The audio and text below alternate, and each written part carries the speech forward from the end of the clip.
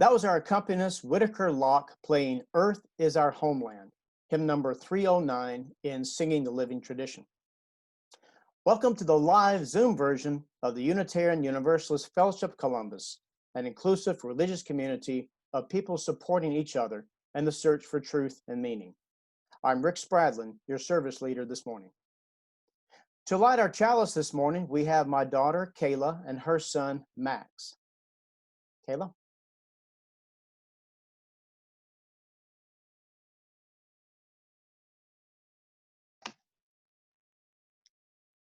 The chalice is the symbol of Unitarian Universalism.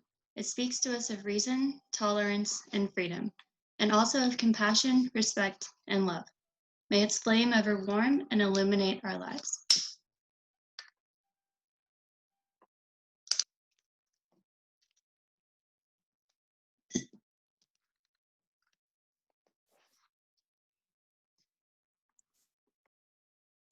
Now for announcements. Next Sunday, November 1st, we're going to try something a little different. We'll be joining the Unitarian Universalist Congregation of Atlanta, the UUCA, for their live Sunday service on YouTube. You'll get a link this week, and it's posted on our website at ucolumbusga.org. Before the service begins in Atlanta at 10:45 a.m., we'll all meet together on Zoom to make sure we all understand how to get to the right YouTube site at YouTube site. Now at 11 o'clock, as individuals, we'll all go to the UUCA service on YouTube. After the service, we'll meet again on Zoom for our own Q&A session. The link to both our Zoom sessions will be the same one we've been using for these Sunday services.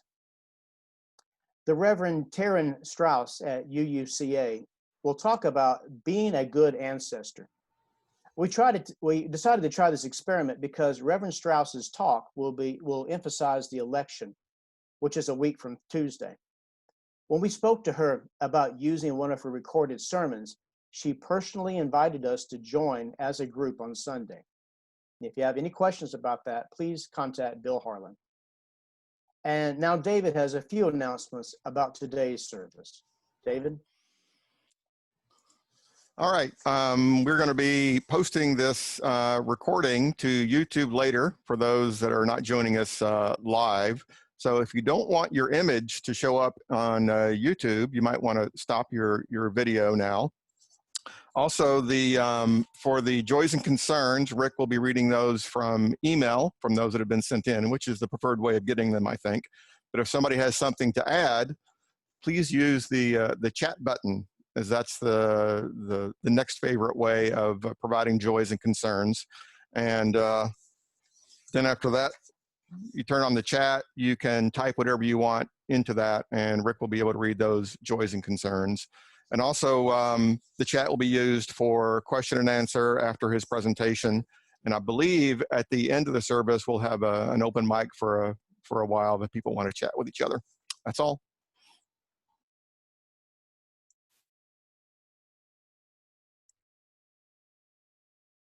And now one of the ways we proclaim the vitality of our fellowship is through sharing brief and personal joys and concerns.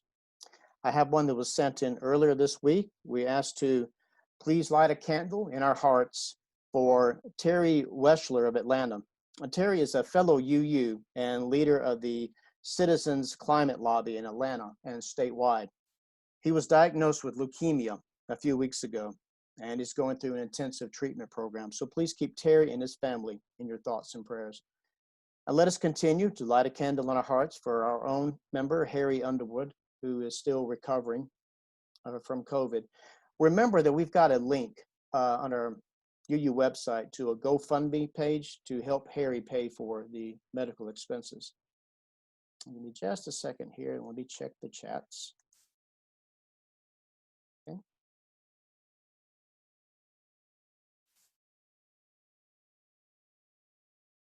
Okay. If you have any other joys or concerns that you would like to share, please email those to our president, Hal Majette, or to our office administrator, Brenda Stevens, at uufcga@gmail.com. And now let us once again affirm the 7 principles which sum up the core values that Unitarian Universalist congregations support and promote. Number 1, the inherent worth and dignity of every person.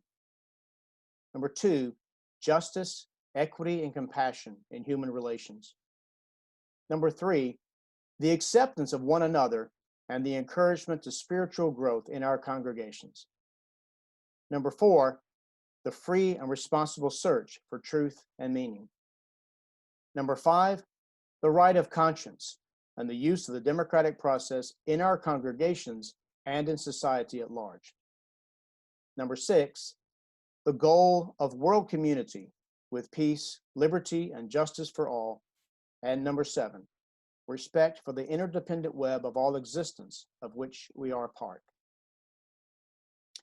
Now for our celebration of life toast. If you have something you can drink, you can use that or just toast with us in spirit. We celebrate life. We celebrate life with its beauty and its pain. We lift these cups in tribute to the achievements of human minds and hands and in sensitivity to the frustrations of misfortune and heartache. Not fixing blame or credit for the outcome of chance, sensing the risk, savoring the joy, sharing it all, knowing of the certainty of death and remembering the value of each moment. We drink our toast of celebration to this time, to the future, to each other, to the throbbing of the earth and sea and sky with life. Together, we drink this toast in celebration of life.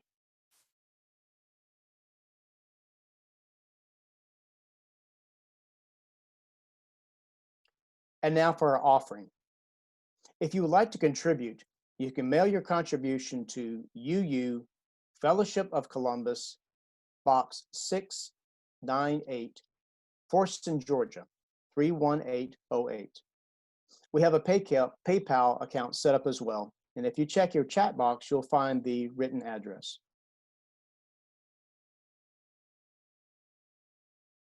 And now to get us in the holiday spirit, Whitaker will play Witch's Dance by Theodore Kollek.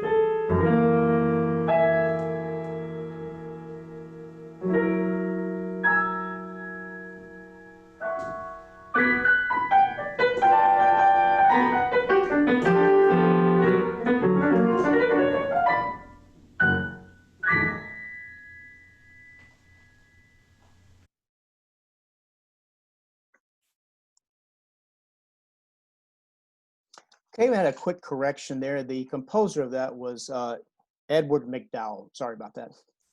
That's probably the only time, this may be the only church that you're going to have witches dance being played on the Sunday, but enjoy that. And now a reading from one of our members, Danielle Neal.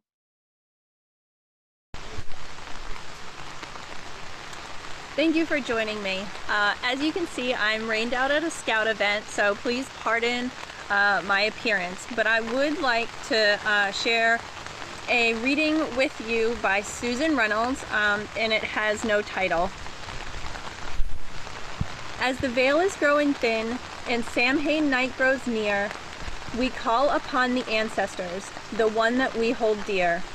They'll call you on your journey with knowledge you can trust. Fire, feast, and celebrate. Burn leaves of gold and rust.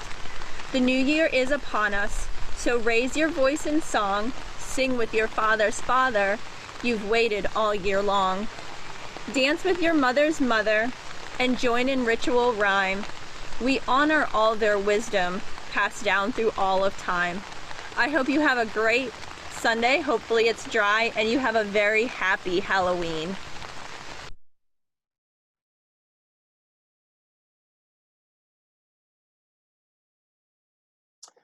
So here we are, getting ready to celebrate another big holiday coming up next Saturday.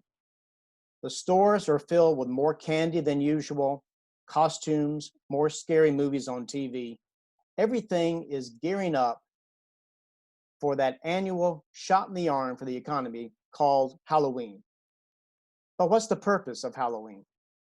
I mean, with other holidays, we at least have some idea what we're celebrating or who we're honoring.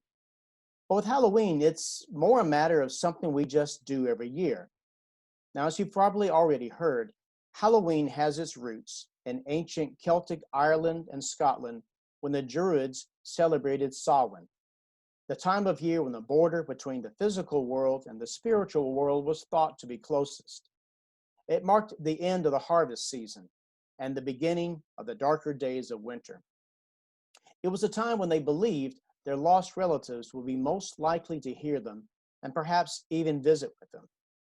It was a time when you tried not to travel for fear of accidentally wandering into the spirit world, a time when mischievous spirits or the ghost of old enemies might try to do you harm. To protect themselves, they dressed up like animals or as goblins to confuse the spirits. They didn't wear costumes to scare anyone. They wore them for protection. Samhain wasn't a time of fear. It was a time of mystery and ancestral connection, similar to Mexico's Dia de los Muertos. Fast forward to the growth of Christianity in Ireland and Scotland, and we see a familiar page from a well-used playbook.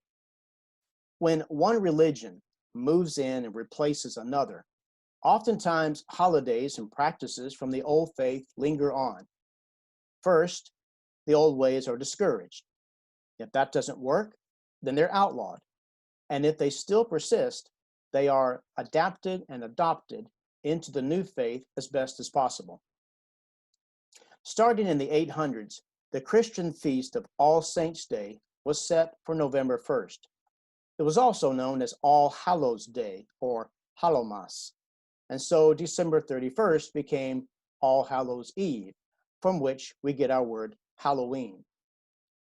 As with all winter celebrations, the holiday also had a more practical, non-religious nature. In Northern European agriculture, once the preparations for winter was done, there was relatively little work to do until spring. It was a season of idle hands. During this time, those who were lower in social rank were temporarily allowed to mock and pretend to rule over those in power. Young choir boys dressed as bishops and sheriffs and mayors. Bands of farm youth traveled and played pranks on those they felt had not treated them properly. Often members of these groups would wear different types of costumes or disguises, a practice known as guising. Social scientists call such practices social inversion. It's a time of misrule that serves as a sort of a social safety valve for their communities. It was during this time that the story of Stingy Jack became popular. Now, Stingy Jack invited the devil to have a drink with him. But true to his name, Stingy Jack didn't want to pay for the drink. So he convinced the devil to turn himself into a coin that Jack could use to buy their drinks. Once the devil did so, Jack decided to keep the money and put it into his pocket next to a silver cross, which prevented the devil from changing back to his original form. Jack eventually freed the devil under the condition that he wouldn't bother Jack for 1 year and that, should Jack die, he would not claim his soul. The next year, Jack again tricked the devil into climbing into a tree to pick a piece of fruit. While he was up in the tree, Jack carved the sign of a cross into the tree's bark so that the devil would not come down until he promised Jack he would not bother him for 10 more years. Soon after, Jack died. As the legend goes, God would not allow such an unsavory figure into heaven. The devil, upset by the trick that Jack had played, and keeping his word not to claim his soul, would not allow Jack into hell. He sent Jack off into the dark night with only a burning coal to light his way. Jack put the coal into a carved-out turnip and has been roaming the earth ever since. The Irish began to refer to this ghostly figure as Jack of the Lantern, or simply Jack-o'-lantern. The church preferred for people to think of these glowing lanterns as reminders of souls trapped in purgatory, but in time, both stories seem to have been forgotten. Like Christmas, Halloween began as a family-oriented celebration. Family meals, adult parties, things of that nature. In America, it was originally only celebrated in regions that had large Irish or Scottish populations. It became a children's holiday when subdivisions sprung up in the 1950s and children could go to multiple houses for trick-or-treating on a single night. Candy manufacturers helped to popularize the holiday to increase profits. Nobody seems to remember why costumes were worn. It's just something that we do, a fun part of the holiday. Now, it's interesting that witch costumes have become so popular. To begin with, it seemed to be the most popular costume for girls to wear. What's really interesting is that all of the images associated with the witch costume, the pointy hat, the broom, the cat, the bubbling cauldron, they were all associated at one time with females who brewed and sold surplus beer. The cat took care of any mice that tried to eat the malted barley. The big pointy hat made her easy to spot in the marketplace. The broom was actually an ale stick.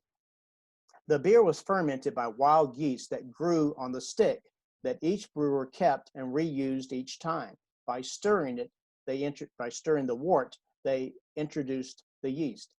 Now, some historians speculate that this could be the origin for the belief in magic wands. Sometimes a single stick was used, but more often it was a long pole with multiple twigs tied to it, which also could double as a broom. The cauldron was used to boil the mash and break down the sugars from the barley. A day after it was stirred with the ale stick, fermentation would begin and it would begin to bubble and froth. When selling beer became more profitable and you had large breweries opening up, it became necessary to get rid of the local female competition. Now, since most of these women were the same ones you went to for healing herbs, accusing them of witchcraft was easy. Well, today, it's a shame that the holiday seems to be under attack. It kind of goes back to the 1980s. In the 1980s, there was a rash of rumors that spread across the country alleging satanic rituals and a conspiracy of wealthy elites kidnapping children. People putting razor blades in apples and handing them out on Halloween. Devil worshippers mutilating animals. Today, it's known as the Satanic Panic. Despite extensive investigations by the FBI, no evidence was found to support these claims. But even now, 40 years later, many hospitals will offer to x-ray candy collected by trick-or-treaters just to make sure it's safe. And many fundamentalist churches will hold trunk or treat and fall festivals as an alternative to participating in Halloween, which they say is a satanic holiday. The real pity in all this is that it contributes to the ever-growing fear and distrust of strangers and even our own neighbors. We call America the home of the brave, And yet courage often gives way to suspicion and fear. Fear of those who practice a different religion. Fear of those who love their same gender. It can become easy to feel powerless when the world around you is changing in a way that goes against your worldview. And when people feel powerless, they often look towards supernatural explanations. It's not as if we don't have real fears to worry about. Racism, global warming, economic insecurity, war, global pandemic. It's easy for anyone to feel powerless. But we're not powerless if we remember that when we join with others, join together for a common purpose, we can discuss solutions and try new ideas together. We can become part of a spiritual and faith community where we can lessen the fears and learn new ways of being. Then, maybe, just maybe, we can convince our neighbors to stop wasting their time chasing devils and attacking harmless holidays and get to work on the world's real problems. Thank you for listening.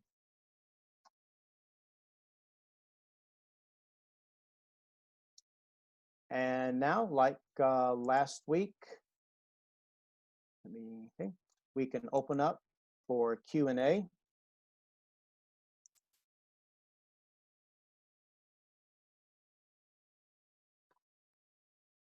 Okay, checking the chat. Great job, Rick. Thank you. Thank you, Rick. Really interesting history. Background.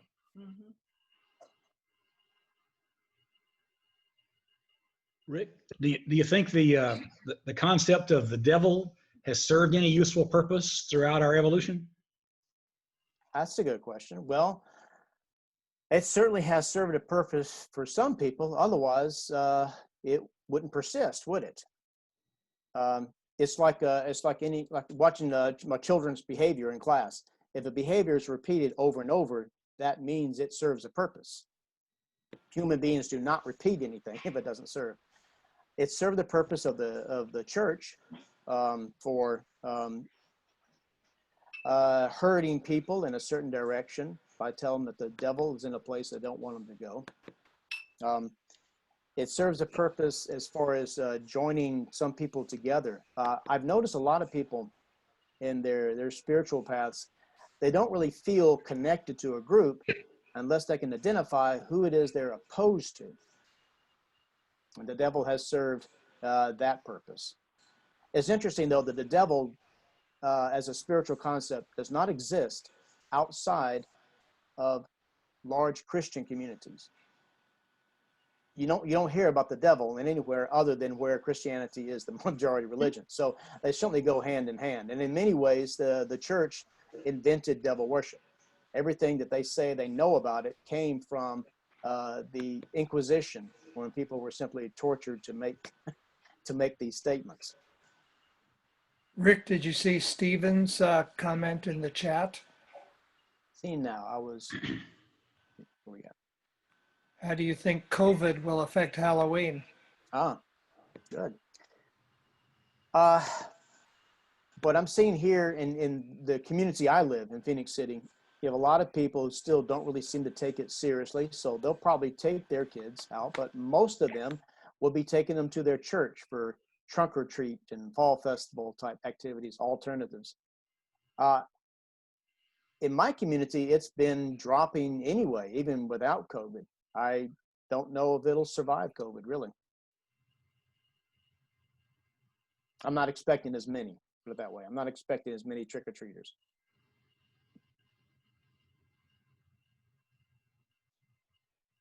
Okay, Amanda shares with us, did you know that the US version was re-imported back into Britain in the last 20 years? No, I didn't know that.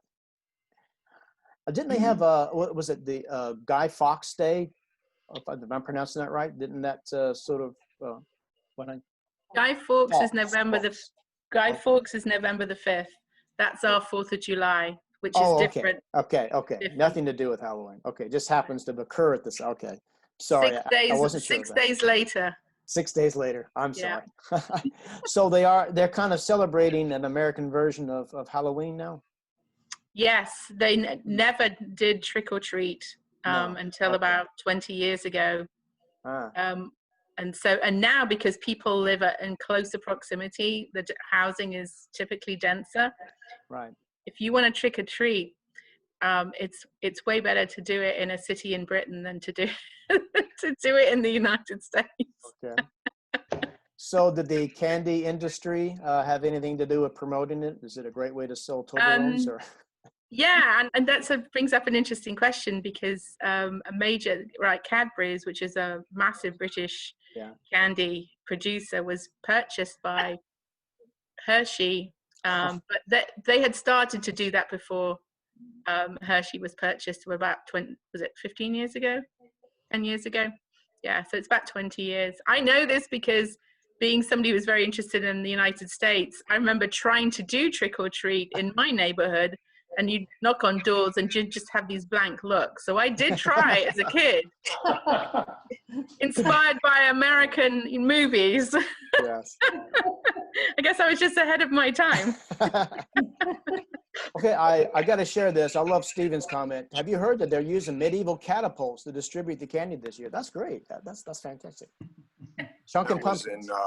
That was from an NPR report that people are going to actually use catapults to safely distribute the candy. So, Wonderful. Wonderful. Well, have you seen? I mean, that's really the best way. It is. Because, you know, you sanitize a catapult and then you distribute the candy among the children. Plus, they learn some history. Right, right.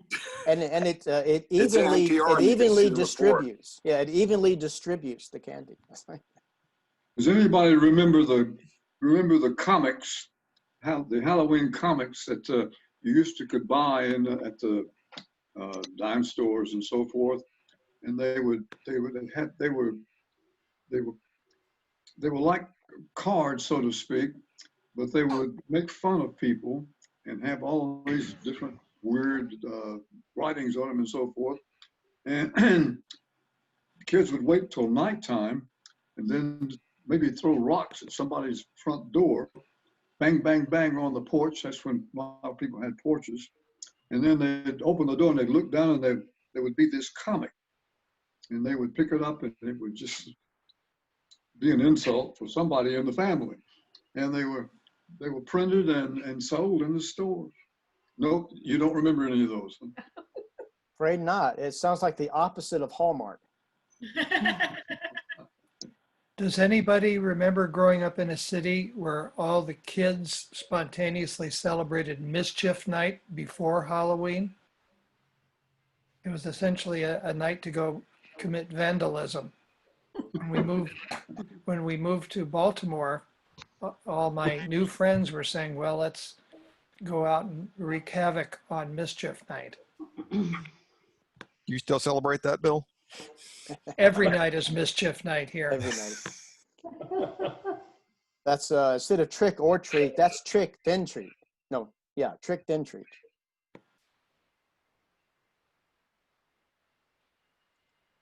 There's an interesting article in today's Columbus newspaper. The headline has to do with why atheists have a hard time getting elected. But it has a couple of paragraphs very germane to this discussion about the perception of someone who doesn't believe in a God, and how morality and Christianity are tied together for a lot of people in their minds. Although the article goes on to say that statistics don't prove that out at all. I dress up as an atheist every year. Scares the bejeebus out of all the neighbors. What bejeebus? Exactly. Well, it's gone. It's gone. I scared it out of them. Yeah. My contribution to the community.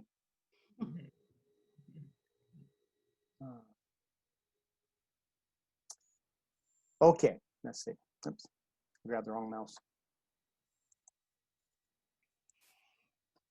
Okay, so remember that we will have our virtual coffee and conversation after the service. We can continue the talk if you'd like.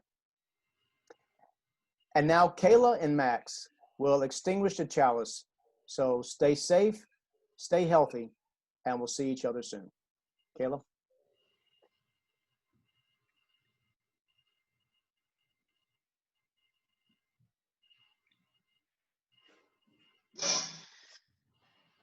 Extinguish the chalice here, that it may glow gently in our hearts as we leave this place.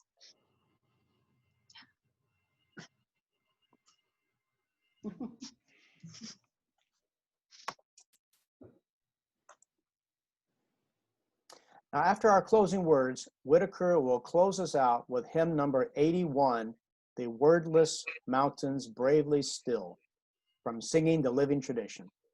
Stay on after the service for virtual coffee and conversation. Now for our closing words. With unity of spirit, we go our ways in universal fellowship until we meet again.